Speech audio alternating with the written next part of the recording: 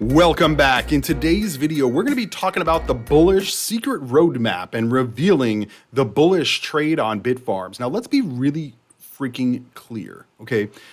Because I've been getting a lot of questions about this on my channel, about Bitfarms, about a lot of the trades that we talk about on this channel. Do we get every trade correct on this channel? No.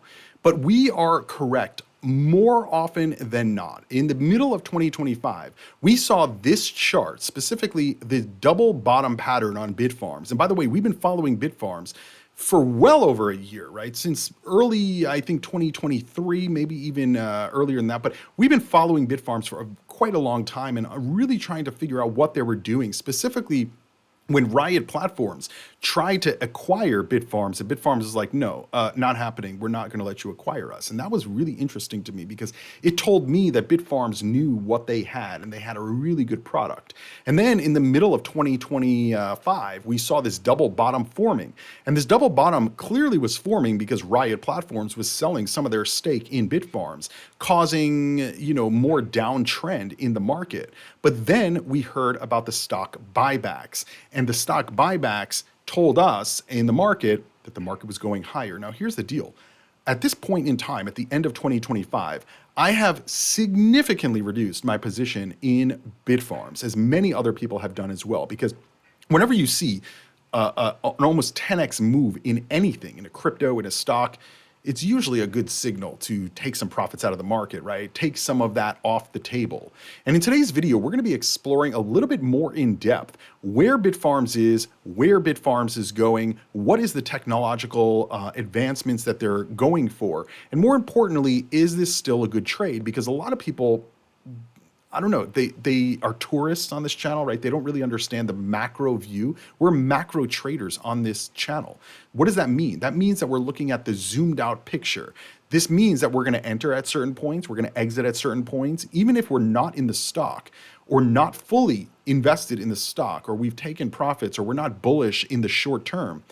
That doesn't mean that we're not going to continue to follow the company, that we're not going to continue to follow the developments, because at the end of the day, the markets move in flows. They go up, they come down, they stay sideways for a little bit, and then based on what the company is doing, are they growing? Are they advancing their technology? Are they growing their revenue streams? If the answer is yes, well, the longer term and medium term price movements are probably going to be higher as well. And if the answer is no, it's going down. So in this video, we're going to be exploring all of this and more. Make sure you guys are subscribed to the channel. That way you never miss a new video. Also, give the video a free thumbs up. Thumbs up are free. Crypto is not. Let's get into Bitfarms revealing the bullish trade.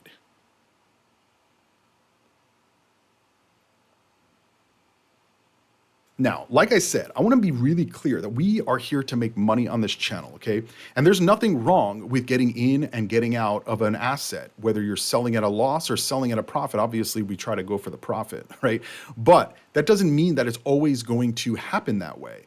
And so when we saw this double bottom, we on this channel were very, very bullish. And sure enough, we were bullish for the right reasons because this chart pattern ended up playing out basically the way that we thought it would based on the W double bottom pattern. And it went from about 68 cents almost to $7, basically a 10x in that position. And it's come down substantially since. And why has it come down? Well, anytime you get a parabolic move to the upside like that, people take profits out of the market and the market starts to cool because typically this is an exuberant trade. And a lot of this had to do with what was going on in September of 2025 when Bitfarms CEO Ben was basically presenting in front of Wall Street. And Wall Street, apparently, it seemed at least, based on the flows coming in, that Wall Street was just doing market orders and buying hundreds of thousands or millions of shares collectively in the stock, pushing the price up. And so they ended up becoming the exit liquidity for many people who got into the trade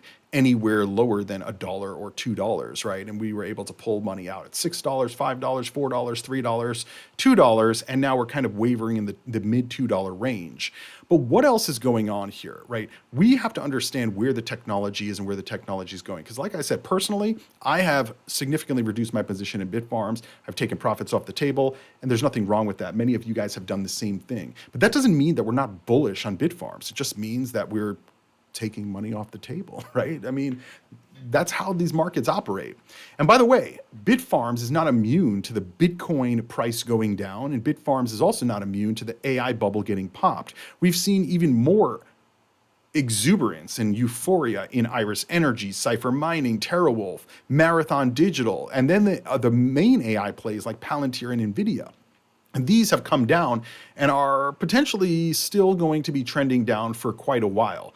And there's a lot of macro factors that I think will push the prices higher in the medium to longer term, like 6 to 12 months from now, maybe even longer than that.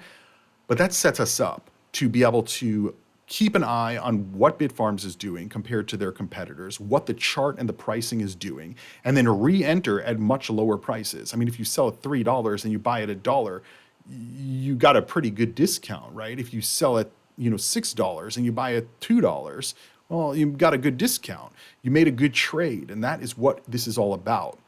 And so Kama Sutra on X posted a few really interesting tweet threads that I wanted to bring to your attention, and we're going to read through those right now.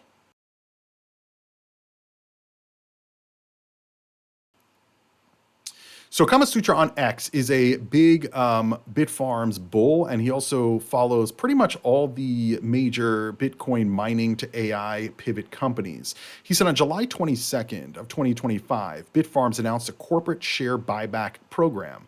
Under this program, the company is authorized to purchase up to 49 or basically 50 million shares.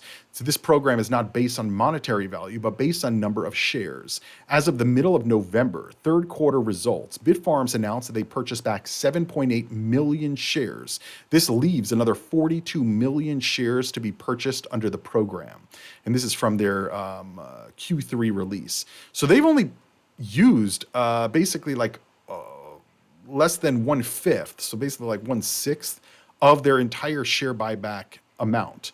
Now, why is this? Well, they're probably looking for when Riot Platform starts to offload more shares, or any other institutional investors, if they do offload the shares, they're going to buy those back, right? I don't think that they're just going to buy back because the price is going down. I think that they're going to be buying back based on outflows from the stock. And so when we see that occurring, when we see massive outflows, whether it's Riot Platforms or any other large holder, like Riot Platforms has to file SEC filings for that because they're a publicly traded company as well. And so if we start to see more offloading, and by the way, Riot Platforms stopped offloading their shares immediately when Bitfarms announced their share buyback program. So to me, that was like Riot Platforms kind of wanted the stock price to go down, and maybe they would say like, no, we're going to buy you guys now. Because I mean, the price went down to under 70 cents. Okay. That was rough. That was very nerve-wracking for, I think, everybody who was holding the stock at the time. And probably definitely nerve-wracking for Ben and the company itself, and that's probably why they started the stock buybacks. And then all of a sudden, Riot Platforms stopped selling their shares, and they still hold some shares in Bitfarms. And so if we start to see more offloading, I would imagine we're going to see more ramp up of the Bitfarms buyback, and that would be bullish. Okay, that would be short-term bullish for trade. But on this channel, we're not really looking at short-term trades. We're really looking for real high leverage, high conviction trades where we're going to see massive moves to the upside, like we saw after the double bottom all the way to the top, right? That's a 10x move. And here's the deal. If you didn't take profits off the table, that's on you. If you bought the top, that's on you. I mean, we've been talking about this for a while on this channel. We called the double bottom on this channel, and people, I've read comments that they bought at $4 or $5. It's like, where were you, right? Maybe you didn't know about this channel. Maybe you didn't watch those videos, but this channel is a macro channel. We see a lot of these trades. I mean, I just saw a comment the other day because we talk about Internet Computer Protocol, and Internet Computer Protocol has been the worst performing crypto in 2025.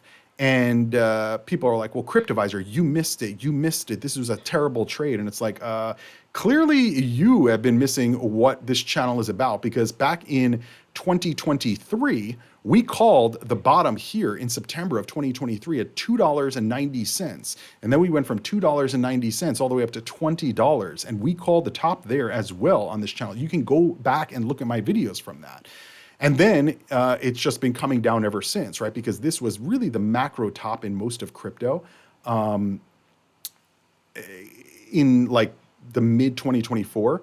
It was kind of like the macro top, even though people don't think that there was no altcoin season. It's like, no, that was altcoin season. MicroStrategy was the same thing from September 2023 into mid 2024. MicroStrategy continued to go up. But either way, 2025, ICP was doing terrible. And people are like, well, Cryptoviser, that was a horrible, horrible call you made. It's like, clearly you missed what we talked about in 2023. Same thing with Bitfarms here. We've been talking about Bitfarms for so long that people who just joined the channel, they're like, well, Cryptoviser, the price keeps going down. It's like, yeah, but we've been talking about it since under $1, right? Like, we didn't miss that trade.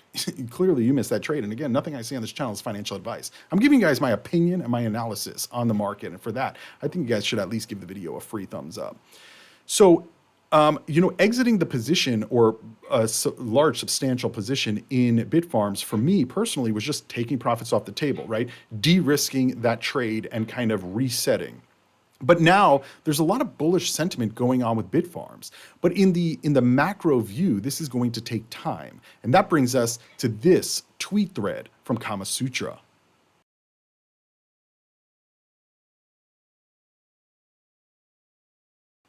So again, I think in a macro view, most of these Bitcoin mining companies that are pivoting to AI, they're still connected to the Bitcoin space because they're still Bitcoin mining, most of them, and they still hold Bitcoin.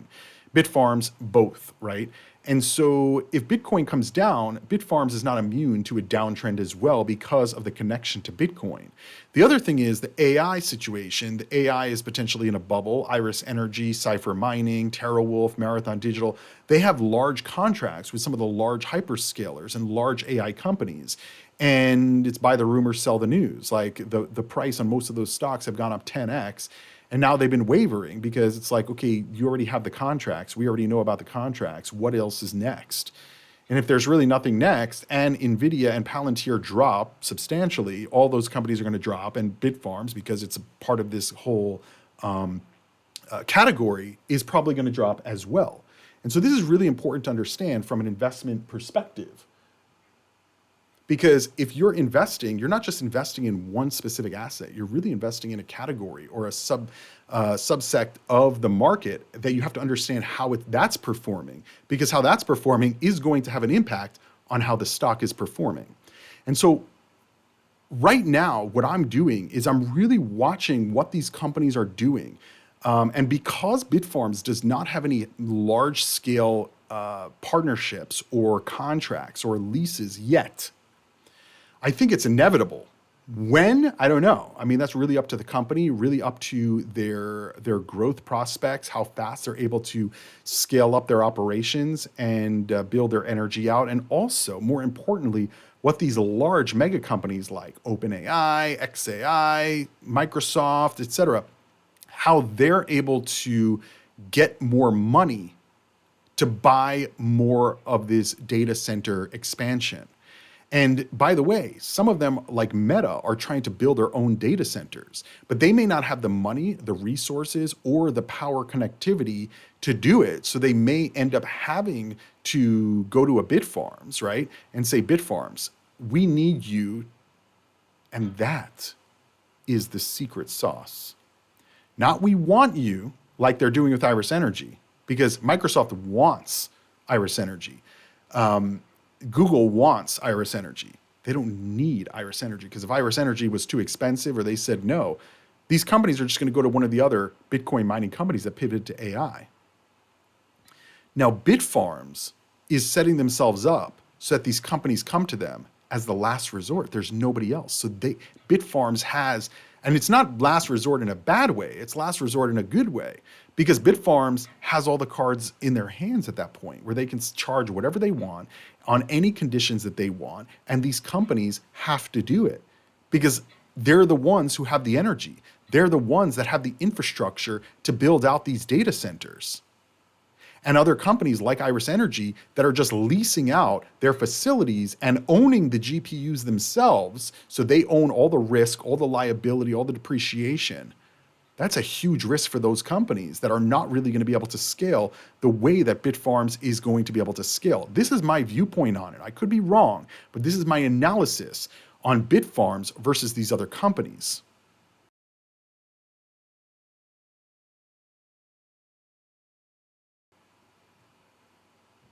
So that brings us to this tweet thread. It says Bitfarms and cloud monetization at Lake Moses, the Trojan horse into large scale GPU as a service.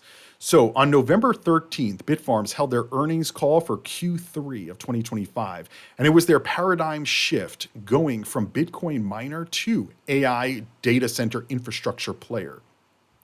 In this, we're just going to say in this user's opinion, Bitfarms had a fantastic call, offered a clear and obtainable guidance. They have even mapped out their site development with the NVIDIA hardware cycle in anticipation of being Vera Rubin ready. I don't know what that means for 2027. As of now, I don't know any other publicly listed data center infrastructure provider that has guided as such. It just came at a bad time when there are fears in the market about the CDS of some AI, CDS, I'm guessing agreements that they have with AI cloud and infrastructure players to get some positive attention it deserved. And I would agree. Right now, there's so much concern about the general market falling, about AI bubble popping, about the circular financing that's going on in AI infrastructure, that Bitfarms, it's kind of like it's on the top shelf. Nobody sees it, nobody pays attention to it. But in my view, that is where you find the best companies, the best cryptos, the best stocks, right? Back in 2023, we were just talking about ICP. Nobody was talking about ICP. Nobody was thinking about AI. We were, and we 10x'd in that trade. That doesn't mean that it held, but we 10x'd in that trade. And the reason it went up so much is because general market went up. Also, AI excitement went up. Started to see some demo things happening with AI in the space and how decentralized ICP can be. And this is the same type of thing that's going on with Bitfarms. Are we looking at a long-term hold for 10, 20 years? No, I don't think anything that we talk about on this channel, even Bitcoin, it's not a 10 or 20-year hold because we're here to make money in the markets. Could we have a portfolio that we're holding, long-term holds? Of course. But generally speaking, we're talking about like, how can we make money in this market? Okay. And Bitfarms is an example of people not paying attention to what's going on with Bitfarms because they're so focused on everybody look over here, Iris Energy, Iron. Guys, pay attention to Iron. Mike Alfred said he's getting calls and they're going to get more deals. Iron. And so everybody's focused on Iris Energy. Nobody's looking at Bitfarms. And right now, Iris Energy is capped out, right? Because all of their facilities are already leased out. So there's nothing else they can do. There's no other announcements they can make. Bitfarms is holding all the cards. And they continue to do that. Okay, they're thinking long-term. If you're thinking about long-term investment, Bitfarms is a long-term play here, in my view. Moving right along.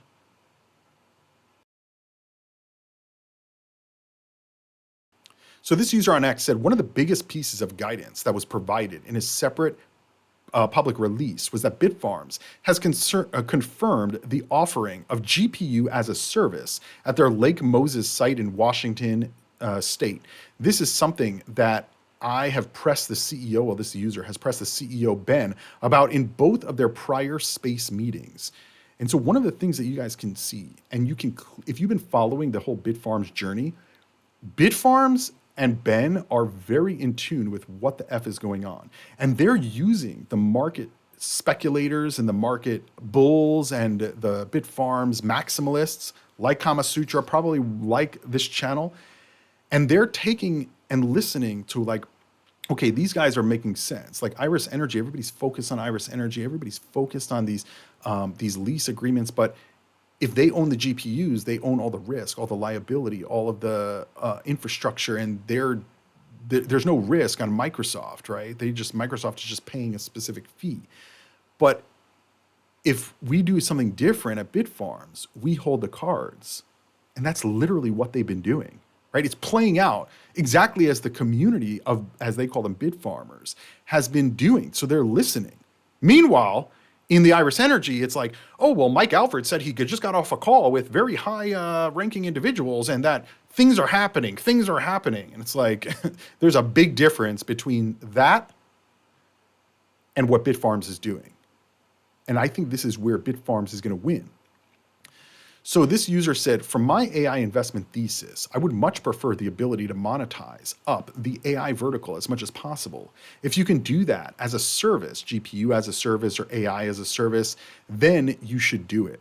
Collocation isn't really much safer in his opinion. You're placing the same bet on AI succeeding. If AI succeeds, you'll monetize your megawatts at a higher megawatt per dollar value.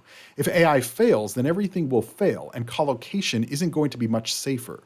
However, the biggest caveat is that if you do have to own that entire vertical, you're trying to monetize. If collocation fees for a cloud provider is going to eat up 20% of the deal, then that is a lot of margin compression, something that asset-light providers will eventually have to reckon with, aka Iris Energy. They own all of the GPU, everything. And so they have to maintenance it. They have to upgrade it. They have to continually just service it. It's the same issue that Bitcoin miners have. These same companies, when they're Bitcoin mining, they own everything. So they have to continually upgrade the machines, and that eats away at their profits over and over and over. So Bitfarms is planning to offer liquid-cooled GB300s in their GPU as a service. Luckily, this user has already started his own framework to look at such potential deals due to his work based on Iris Energy's GPU as a service.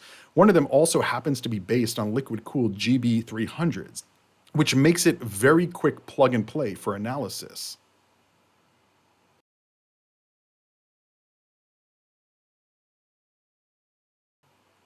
He continues saying, my framework is very straightforward. It's simply the sum of all revenues minus the sum of the costs. The framework also breaks down the inputs and outputs on a per megawatt basis, right? The power. On the revenue side, there's only one input, and that's the dollar value per megawatt in a given deal. For GPU as a service deals, we can expect the deal to be between $10 and $12 million per megawatt per year. To fit into the framework, we have to break this number down to dollars per GPU hour. The biggest unknown for calculation is the number of GPUs per megawatt, but luckily Iris Energy has already provided this number for us with their Microsoft deal for GB300s. They are providing about 76,000 GPUs for 200 megawatts of critical IT load. The number of GPUs for critical IT load is dependent on PUE. Don't know what that means. Kama Sutra, type out what these things mean. Anyway, and Iris Energy, for Iris Energy, the number is 380 GPUs per megawatt. So he types it all in. So revenue is based on 100% utilization. The GPU hour price would be calculated as this: revenue per megawatt per year divided by the GPU hour per year.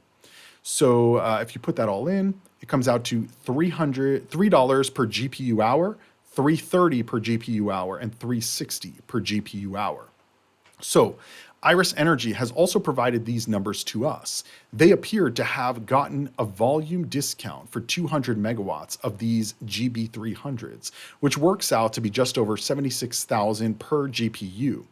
However, we'll use the higher number they provided for their smaller order sizes at $80,000 per GPU. This includes all their ancillary equipment. I've also assigned a high single-digit 9% interest on the cost of the GPUs through a lease model amortized over 5 years. The CEO of Bitfarms, Ben, has stated that they would lease the GPUs as well. And then you have electricity costs. This has been calculated at 1.2 PUE per megawatt based on 3 cents per kilowatt hour. Note that 18 megawatt gross load at 1.2 PUE equals 15 megawatt critical IT load. Now, again, if you don't understand all of what I'm saying, these are just calculations of how they're figuring things out to see if they're going to make money, right? I mean, that's really what this comes down to. So Bitfarms has signed fully funded binding agreements of $128 million with large publicly traded American multinational providers of critical infrastructure and services for data centers. Under these terms of the agreement, the partner will supply all critical IT equipment and building materials for 18 megawatts of gross capacity with an anticipated industry-leading PUE between 1.2 and 1.3. The site is targeted for completion in December of 2026, 1 year from when I'm recording this video. So Kamasutra, the user here, says $128 million, which is what this deal is, divided by 18 megawatts equals $7.1 million per megawatt for all materials only. There should be around another $3 million per megawatt for the rest of the build-out cost to bring it more in line with an industry expected cost of $10 to $12 million per megawatt. 7.1 plus 3 is 10 million. Can using these modular type builds bring Bitfarms closer to $11 million per megawatt number? If so, this would help tremendously. Since this has been fully funded, there will be no cost of capital further assigned to this section. He said for his numbers, if Bitfarms is financing the entire amount of GPUs and whether the data center build out cost is $10 million per megawatt or $11 million per megawatt, they would need a deal that is around $10.5 million per megawatt to break even for all their GPUs and data center costs in 5 years. If Bitfarms is able to get a deal in the $11 million per megawatt range, then that would be ideal.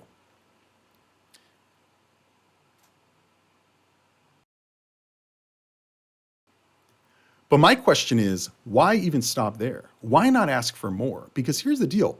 Like I've been saying, Bitfarms owns the energy. Bitfarms owns the infrastructure. Why not charge more? And again, they're needed, right? These other companies, they can try to build out, they can try to get all that done, but Bitfarms is so way ahead and they need the demand is here now. So we shouldn't just try to break even here. They should be trying to get a lot more and demand a lot more because these other companies that have the infrastructure, they're already leased out. They're already signed. They're already maxed out. There's nothing else. So this user on X continues saying, aside from the data center build out costs, the other big factor that Bitfarms will have control over is the amount of interest paid for the GPU leases. If going by 380 GPU per megawatt number, 15 megawatt critical IT load, and 80,000 GPU and ancillary total cost, then the total cost of GPU before interest is $456 million. Bitfarms is sitting on a good amount of cash, $588 million from the converts before accounting for the credit facility from Macquarie. Basically, they have about $1 billion. If they use some of that cash and in conjunction with some of the possible prepayments to pay for half of the GPUs up front, thus cutting the interest payments, it would greatly reduce their break-even number. But here's the deal. Like, I personally don't like that they're gonna buy the GPUs, right? They should make the companies that want agreements with them for their power to buy the GPUs, because that is the gold right here. It's the power, it's the energy. Because they're so far ahead on the energy front, even if Meta or Amazon or Google try to build out their power, it's going to take years, like quite literally years. And the demand is now. And so they should be saying, you guys are going to buy the GPUs, or you're going to pay in the contract to pay off the GPUs. Like we'll buy them up front for you, but you're going to pay them off for us, separate from our energy costs and the infrastructure costs and the data center availability costs. At the end of the day, I really do think that, not sounding like mafia-like, but Bitfarms needs to say like, hey, we have what you want, you're going to pay us. Because what they're doing in these other companies, I mean, if you look at the actual data, I mean, just go to Jim Chanos's page and look at what he's writing about Iris Energy's deals. They're not really making any money from their deals. So they're break even, and all of the liability and all of the risk is on Iris Energy. So if these companies walk away and even just pay out, right, and then they just walk away, Iris Energy has nothing. And I think that Bitfarms, they because they have the power, that's the key here in my view. they need to utilize that in their advantage and say, we're not structuring the deals where we're going to own all these GPUs. You're going to pay for it. You're going to pay for it. Because if you want to use our facilities, you're going to pay for it. You don't want to use our facilities? Great. Wait 3 years for new data centers to be built out. I don't know that they're going to do this, but because they've already kind of capitulated a little bit from we're not going to own the GPUs, so we're going to do GPU as a service. But I think that's a really risky strategy because, again, same thing with Bitcoin mining. You're constantly upgrading the machines, and they're constantly new machines that are better than the old machines, so you have to constantly upgrade. And that's all going to be on Bitfarms if they own the GPUs or lease the GPUs. They shouldn't be doing any of that. They'll be like, you want our power, you want our centers, you want our fiber optic connectivity, we'll rent that out to you. But everything else is on you. You have to buy the GPUs or you have to lease the GPUs to bring into the facility. That's personally my viewpoint on it. So this user continues to go on and on and on. And effectively, he said, for a 10-year co-location deal, you're spending at least 70% of your time paying back the cost of the data center, where GPU as a service can pay for the data center and the GPUs in 5 years or less. But then you have to buy more. At 5 years, you have to buy more machines or newer machines because the machines that you have are old. So you're paying it off, but are you making any money? That's the point. Are they making money? And is the money sustainable? And is it sustainable over the long term?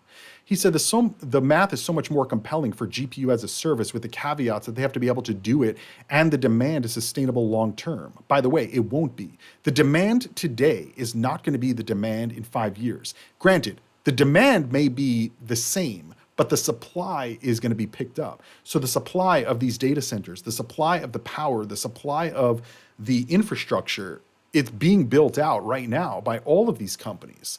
So Bitfarms needs to stay ahead. And by staying ahead, they're not owning the machines. Because once they own the machines, they're already behind.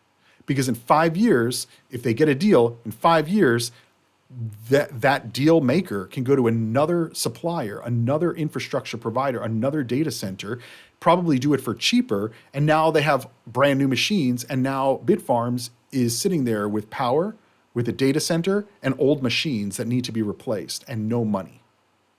That is a huge risk. And in my view, for long-term sustainability of the company, which I don't know, Wall Street, they do things very, very different. So who knows if they're actually going to be thinking this way, any of them, Iris Energy, Cypher Mining, TeraWolf, but I'm thinking about longer term. And if they're doing things different now, thinking about the longer term and understanding that the supply and demand are going to the imbalance is going to balance at some point, probably in the next 3 years, maybe less, where the demand is going to match the supply or the supply is going to be more than the demand. And once that happens, whoever owns the machines is already behind.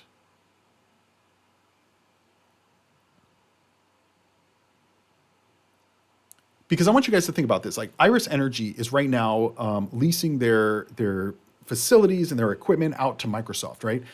Microsoft is probably building their own facilities right now. So they're just literally just using Iris Energy.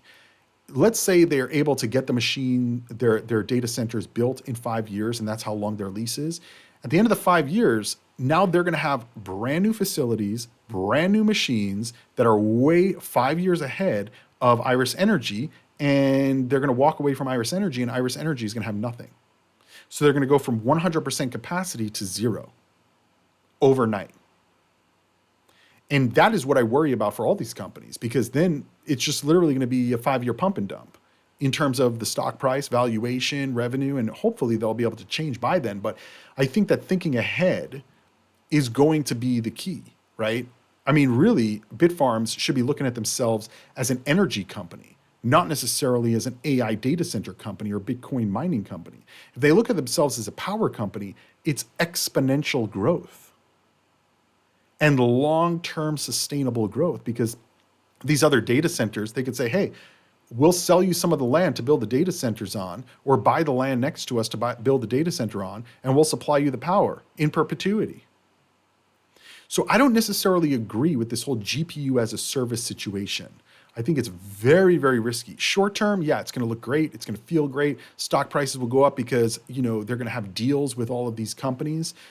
But in the medium and long term, it's going to be horrific, I believe, because of the deprecation of these machines, the newness of the machine. Like, think about an iPhone, right? You have an iPhone today. By next year, wow, we have a new iPhone. It's yellow this year.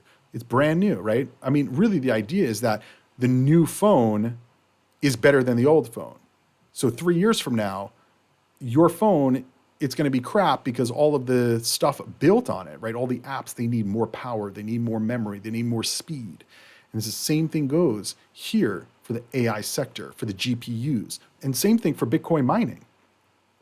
And so I hope that Bitfarms is not really going fully into this whole GPU as a service situation, because it's very short term and they're building out all of this stuff, knowing that these companies are also building out their own facilities. And so they should understand, okay, they're building out their own facilities so that they don't need us anymore. So how can they force these companies to continually need them, provide the energy? And that is what Bitfarms, I think, is how they're different. And so we'll have to kind of wait and see how this plays out. But based on how it does play out, that will determine when we re-enter the stock and when the stock prices start moving. But I'll see you guys in the next video. Let me know what you guys think down below. While you're down there, don't forget to hit subscribe, give the video a free thumbs up, and let me know what you think about Bitfarms, this whole AI infrastructure, and also GPUs as a service. See you guys in the next video. Thanks for watching.